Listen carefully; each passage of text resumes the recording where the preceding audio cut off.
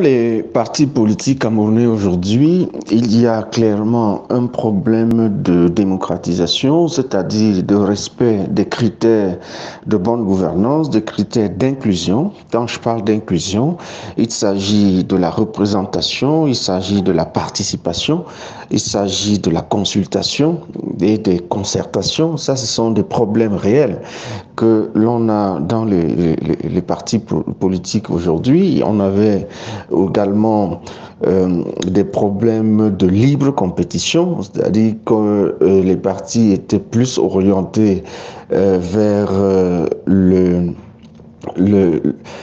ce que certains appellent le mécénat, c'est-à-dire le leader charismatique que l'on cherchait. Il faut même voir ce que certains appelaient les leaders naturels dans les différents partis politiques, ce qui n'ouvrait pas trop le champ à l'expression des différentes mouvances.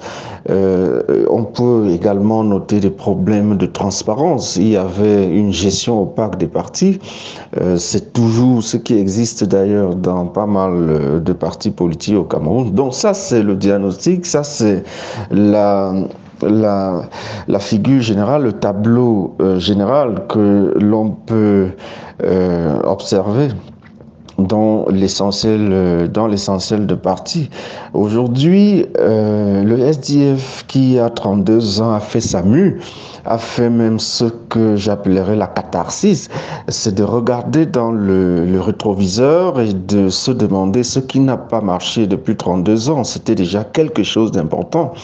Une personne comme moi, en tant qu'expert, avait été associée à cette démarche-là.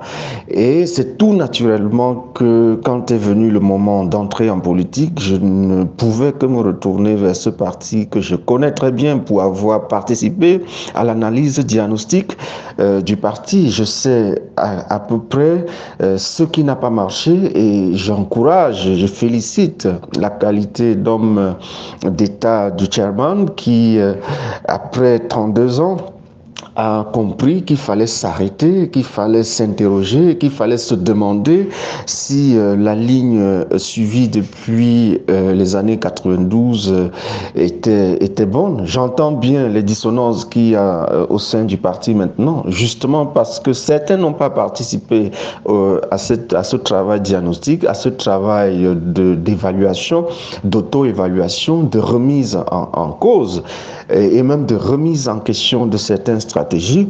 Certains sont restés, l'horloge de certains est restée bloquée aux années 92 en se disant que le parti est né essentiellement pour s'opposer, s'attaquer au RDPC.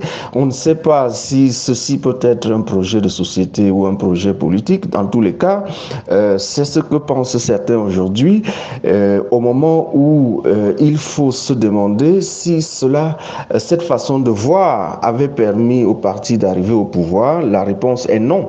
Et donc, il faut évaluer tout ça. Nous sommes dans cette phase-là où le SDF fait sa mue, où le SDF reprend une nouvelle trajectoire. On verra bien ce que ça donnera, mais dans tous les cas, la scène politique aujourd'hui est ouverte pour des projets alternatifs. Et nous autres techniciens, on nous a confié des commissions. Moi, je m'occupe de l'économie, finance et puis du commerce. Il sera question de formuler des propositions alternatives contre les positions du gouvernement pour montrer quelle peut être la meilleure orientation, la meilleure façon de piloter les politiques publiques pour que le Camerounais se sente un peu plus à l'aise chez eux au Cameroun. Et donc, il sera question de réagir et de formuler des propositions alternatives sur les actualités, la gestion de l'actualité politique, l'actualité économique au Cameroun, de la gestion de l'actualité fiscale, l'actualité budgétaire, c'est le cas actuellement à l'Assemblée nationale, la gestion de l'actualité commerciale et des questions monétaires. Ça, ce sont des choses qui sont au cœur des préoccupations, au cœur de la vie quotidienne des Camerounais. Et moi, ma responsabilité sera de confronter le gouvernement sur ces questions-là et de formuler des solutions aux instances politiques du SDF pour faire en sorte que cela soit porté en politique et que les lignes bougent pour le bien de notre pays.